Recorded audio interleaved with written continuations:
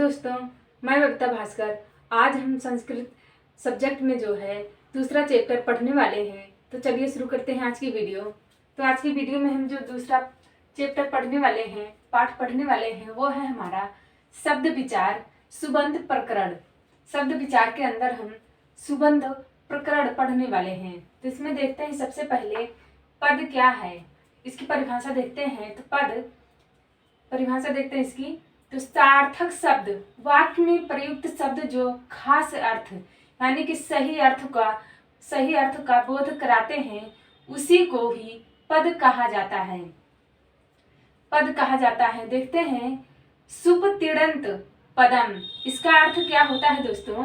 अर्थात सु औ जस इत्यादि विभक्ति और तिप तस झी इत्यादि प्रत्ययों से युक्त शब्द को ही पद कहा जाता है। अब देखते हैं संस्कृत भाषा में पद।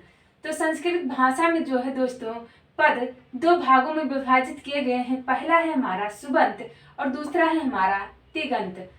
तो सुबंत में जो प्रत्यय लगा होता है दोस्तों, सुबंत और तिगंत में जो प्रत्यय देखते हैं, तो सुबंत में जो प्रत्यय लगा है वो सुप प्रत्यय लगा है, और तिगंत में जो प्रत्यय लगा है दोस्तों, वो प्रत्यय लगा हमारा तिंग प्रत्यय लगा है। और सुबंत में जो है, सुबंत प्रकरण में जो है शब्द रूप का प्रयोग होता है, और तिगंत में धातु रूप के अंदर प्रयोग होता है। तो इसी को सुबंत और तिगंत को दोस्तों संज्ञा पद या फिर क्रियापद के नाम से भी जाना जाता है।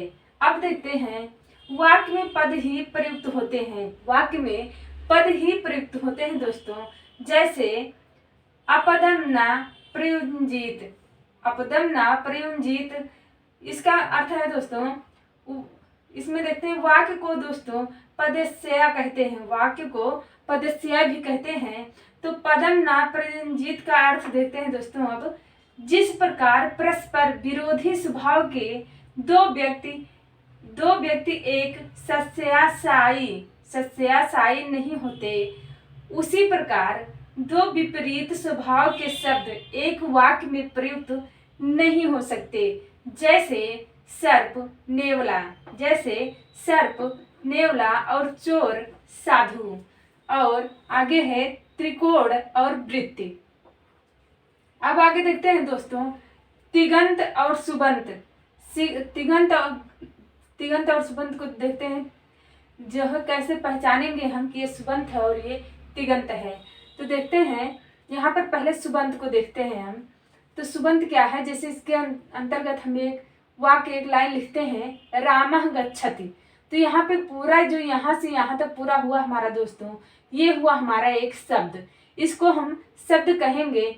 और जो रामः, केवल रामः हुआ, ये हमारा हुआ सुबंत प्रकरण। ठीक है। अब तिगंत देखते हैं। तिगंत जो है, इसमें देखते हैं वाक्य लिखते हैं कोई शब्द, लाइन। तो रामः गच्छति लिखे इसमें। तो ये पूरा जो हुआ हमारा दोस्तों, ये हुआ हमारा पद। और जो है जो गच्छति, सिर्फ केवल गच्छति है, वो हुआ हमारा तिगंत प्रकरण। ठीक है। अब पहचानेंगे कैसे? रामः गच्छति, यहाँ पर रामा के बाद कामा लगा है, उसके बाद गच्छति लिखा गया है दोस्तों, इसलिए हमारा ये शब्द हुआ। और रामः गच्छति ये एक पद हुआ दोस्तों। आगे देखते हैं दोस्तों अब पद के भेद। वैयाकरण पतंजलि ने पद को 4 वर्गों में विभाजित किया है दोस्तों। इसमें देखते हैं आगे, चत्वारि पद जातानि नामाख्यातोपसर्ग निपाता। इसका अर्थ देखते हैं, अर्थात नाम, आख्यात, उपसर्ग और निपात, ये 4 प्रकार के शब्द वर्ग हैं। जैसे पद या फिर सार्थक पद, इसके 2 भाग हैं दोस्तों। पहला है सुबंत और दूसरा है हमारा तिगंत। इसमें देखते हैं सुबंत का 3 प्रकार हुआ है दोस्तों। 3 प्रकार में बांटा गया है ये। तो पहला है हमारा नाम, दूसरा है उपसर्ग और तीसरा है निपात। इसको भी दोस्तों 4 भागों में विभाजित किया गया है। उपसर्ग को 4 भागों में विभाजित किया गया है। पहला है हमारा संज्ञा पद, दूसरा है सर्वनाम पद, तीसरा है विशेषण पद, और चौथा है हमारा क्रिया विशेषण पद।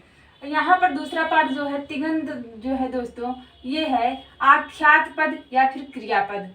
ठीक है। अब आगे देखते हैं सुप प्रत्यय सुबंत के अंदर जो है दोस्तों वो सुप प्रत्यय देखते हैं हम। तो सुप प्रत्यय में सु से पा तक के 21 प्रत्यय हैं। ये प्रत्यय अनुबंध युक्त हैं। अब अनुबंध क्या होता है दोस्तों, देखते हैं इसकी परिभाषा।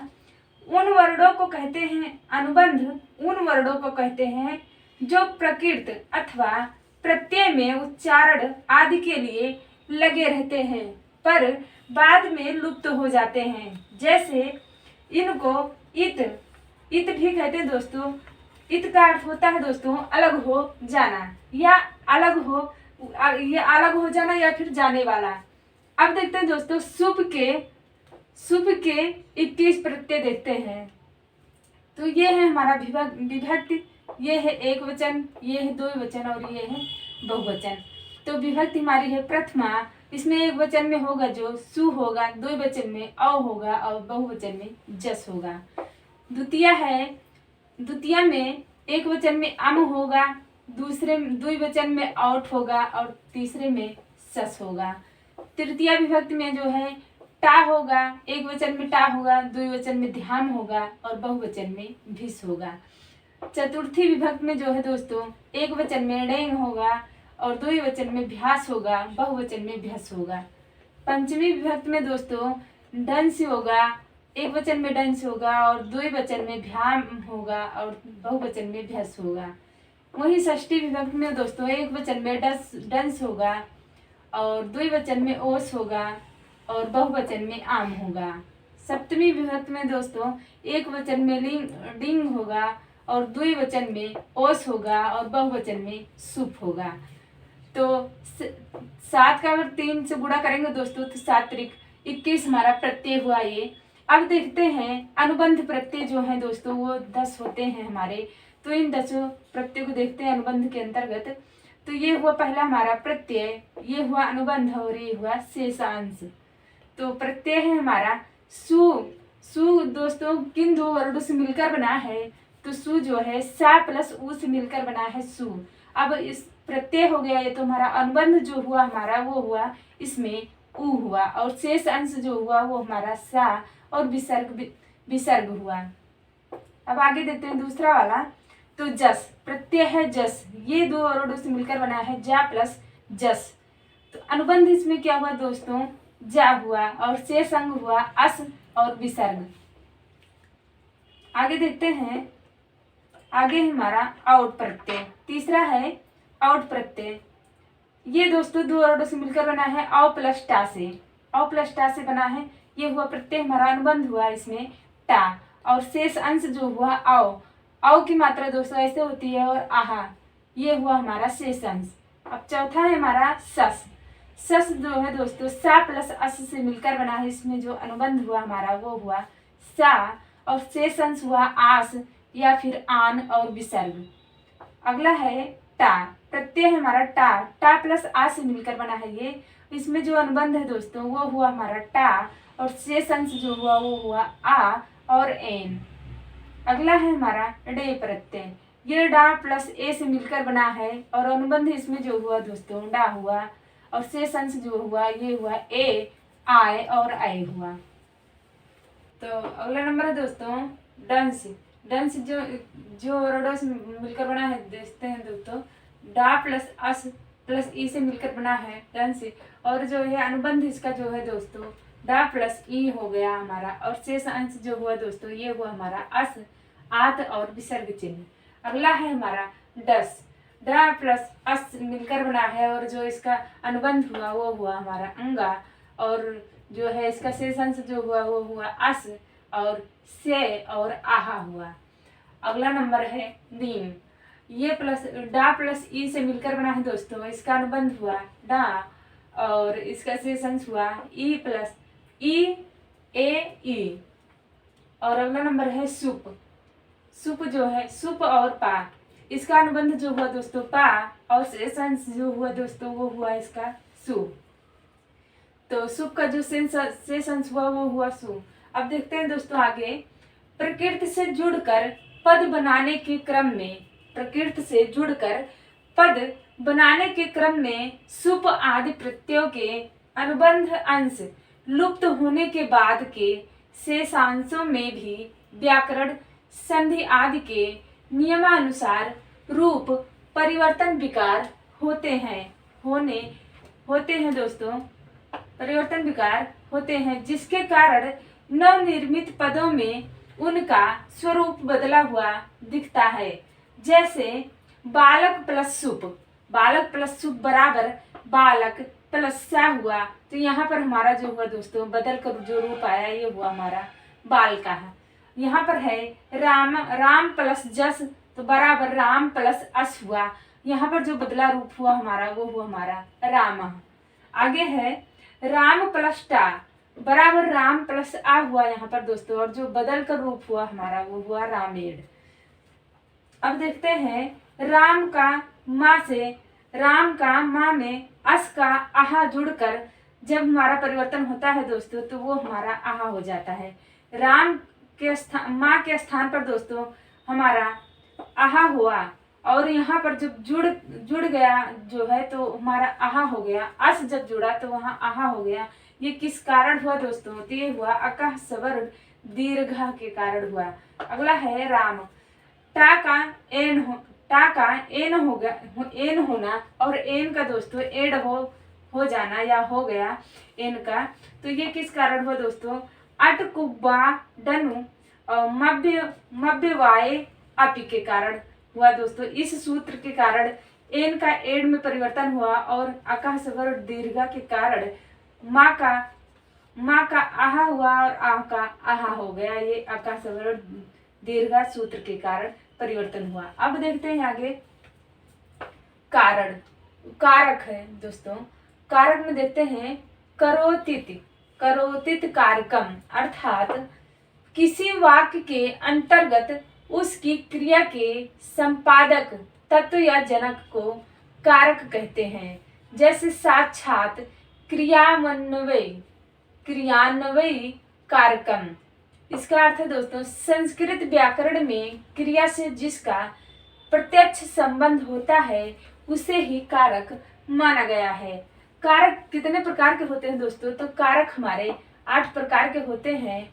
तो इसमें पहला देखते हैं कर्ता कारक, दूसरा है कर्म कारक, पहला है कर्ता, दूसरा है कर्म कारक, तीसरा है करण कारक, चौथा है हमारा संप्रदान कारक, और पांचवा है अपादान कारक, छठा है हमारा संबंध कारक, और सातवां है अधिकरण कारक, आठवां है हमारा संबोधन कारक। अब इसमें आगे देखते हैं संस्कृत में संबंध और संबोधन को दोस्तों कारक नहीं माना गया है। अगला पॉइंट है क्रिया के स्थान पर प्रत्यक्ष संबंध ना होने के कारण इन्हें जो है कारक नहीं माना गया है।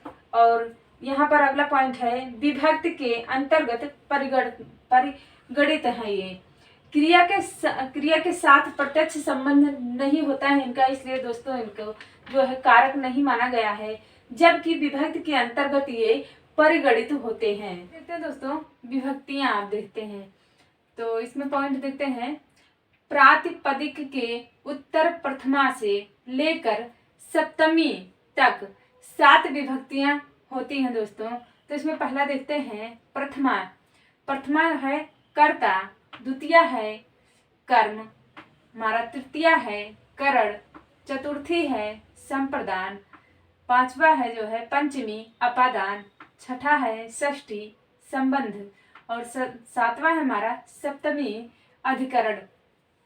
अब देखते हैं आगे प्रत्येक विभक्ति में 3 वचन होते हैं। प्रत्येक विभक्ति में 3 वचन होते हैं। तो पहला है हमारा एक वचन, दूसरा है द्विवचन, और तीसरा है हमारा बहुवचन। अब आगे देखते हैं इसमें संस्कृत भाषा में शब्दों के साथ विभक्तियों के लगने से शब्द रूप बनते हैं। जैसे यहाँ पर देखते हैं दोस्तों रूप लिखा है हमने राम का, तो इसमें देखते हैं कारक देखते हैं इसमें, और विभक्ति देखते हैं, और वचन देखते हैं, एक वचन, 2 वचन और बहुवचन। तो इसमें पहला है इसमें कर्ता कारक। कारक हुआ हमारा कर्ता कारक है, विभक्ति है प्रथमा, और एक वचन में रूप है जो राम, द्विवचन में रामौ, और बहुवचन में रामाः।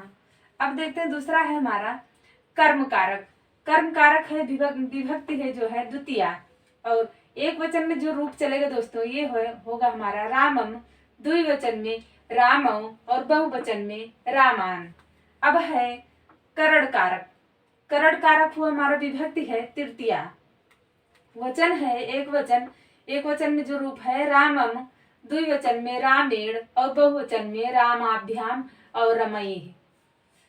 और इसमें है आगे संप्रदान कारक। संप्रदान कारक में विभक्ति है चतुर्थी और वचन है हमारा एक वचन, इसमें है रामाय, द्विवचन में रामाभ्याम, बहुवचन में रामाभ्याम। अब आगे है अपादान कारक। अपादान कारक है हमारा विभक्ति है पंचमी और एक वचन में जो रूप है रामात, द्विवचन में रामाभ्याम, बहुवचन में रामाभ्याम। अब है संबंध कारक। संबंध कारक या संबंध विभक्ति, जो भी कहिए आप, संबंध कारक कहिए या संबंध विभक्ति कहिए। और जो विभक्ति है हमारी वो है हमारी षष्ठी। वचन है हमारा रामस्य, द्विवचन है रामयो, बहुवचन है रामाणाम। यहाँ पर जो बचा है दोस्तों हमने लिखा है अधिकरण कारक। कारक जो है हमारा अधिकरण, और जो है यहाँ पर विभक्ति जो है वो है हमारी सप्तमी, और जो है एक वचन में रामे होगा, द्विवचन में रामयो होगा और बहुवचन में दोस्तों रामेश होगा। अब देखते हैं दोस्तों इसमें इम्पॉर्टेंट पॉइंट्स देखते हैं इसमें। पहला है हमारा कोई शब्द जब इन विभक्तियों से युक्त होता है तब वह शब्द सुबंत कहलाता है। और दूसरा है हमारा वाक्यों में केवल पदों का ही प्रयोग होता है। इसमें देखते हैं पद जो है दोस्तों वो हमारे 5 प्रकार के होते हैं। पहला है विशेष, दूसरा है विशेषण, तीसरा है हमारा सर्वनाम और चौथा है अव्यय और पांचवा है हमारा क्रिया। इसमें अगला पॉइंट है, अब देखते हैं आगे। किसी व्यक्ति, वस्तु, स्थान, भाव या गुण के नाम को विशेष पद संज्ञा कहते हैं दोस्तों। जैसे राम, नदी, लता, क्रोधा आदि शब्द आते हैं। किसी नाम, वस्तु, स्थान, भाव या गुण के नाम को जो है दोस्तों संज्ञा पद कहते हैं। अब अगला पॉइंट है हमारा जो विशेष के गुण को प्रकट करते हैं, जो विशेष के गुण को प्रकट करें वह विशेषण कहलाता है।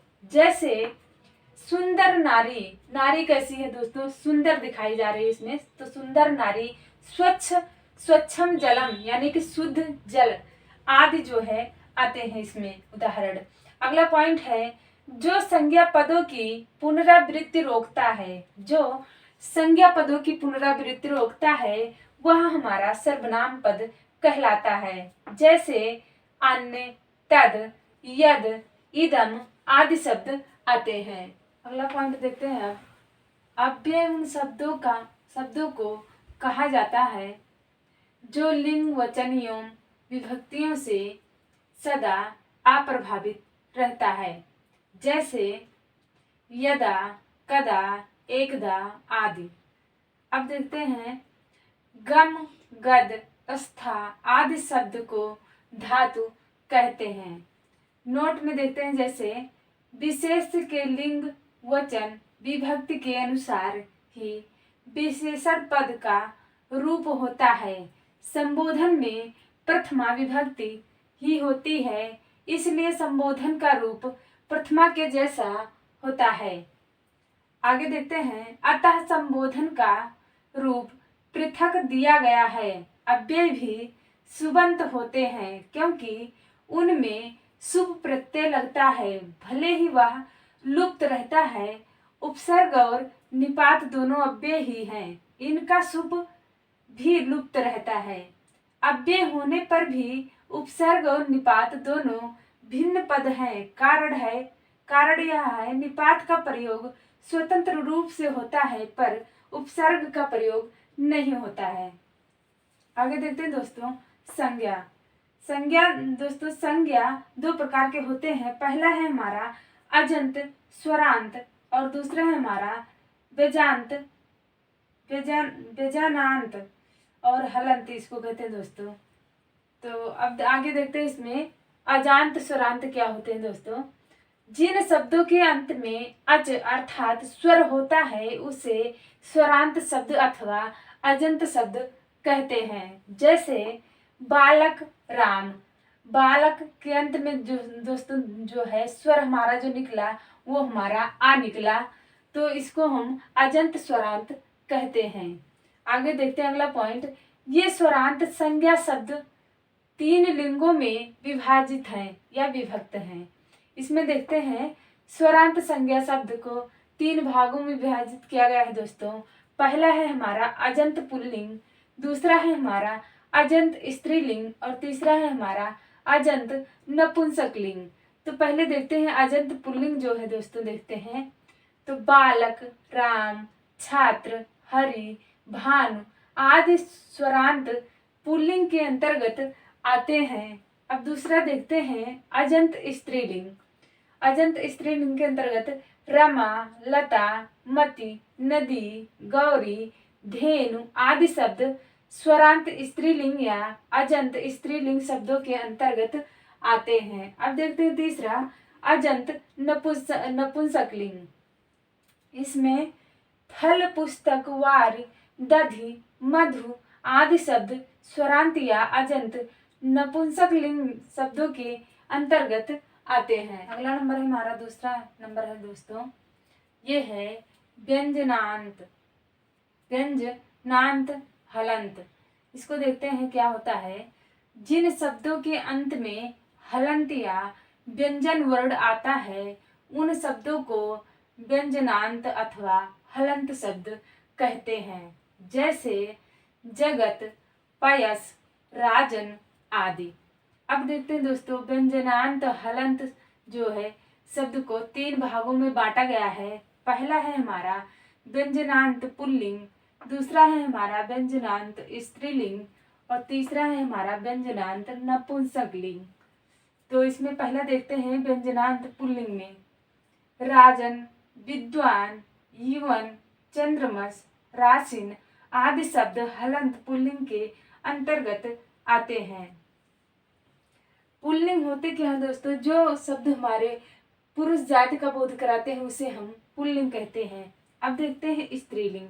व्यंजनांत स्त्रीलिंग क्या होते हैं। वाच, सरित आदि शब्द स्त्रीलिंग के अंतर्गत आते हैं। तो जो शब्द हमारे स्त्री जाति का बोध कराते हैं दोस्तों वो हमारे स्त्रीलिंग व्यंजनांत स्त्रीलिंग में आते हैं। अब आगे देखते हैं व्यंजनांत नपुंसकलिंग।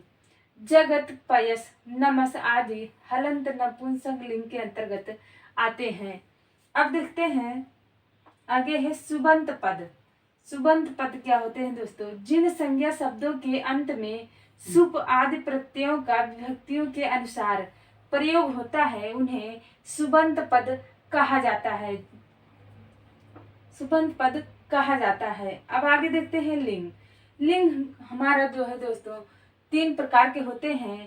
पहला इसमें स्त्रीलिंग और दूसरा है पुल्लिंग और तीसरा है हमारा नपुंसकलिंग। अब देखते हैं इसमें दोस्तों सर्वनाम।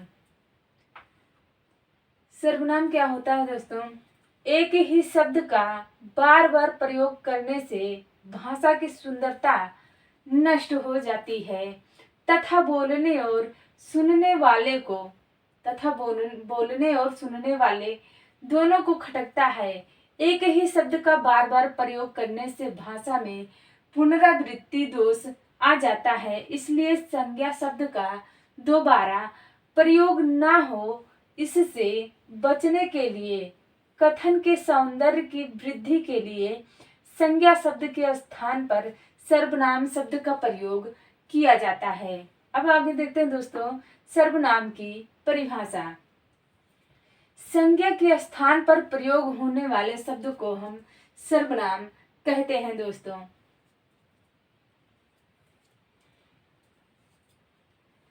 तो दोस्तों आज की वीडियो हमारी यहीं पर समाप्त हुई और इसका पीडीएफ दोस्तों आपको टेलीग्राम चैनल पर मिल जाएगा। अगर हमारा पढ़ाना आप लोग को अच्छा लगता है दोस्तों तो आप लोग कमेंट जरूर करिए दोस्तों। इससे हमें बेहद हिम्मत और ताकत मिलती है दोस्तों कि हमारे मेहनत का कुछ तो नतीजा निकल रहा है। आज के लिए आप लोगों को बहुत बहुत धन्यवाद दोस्तों।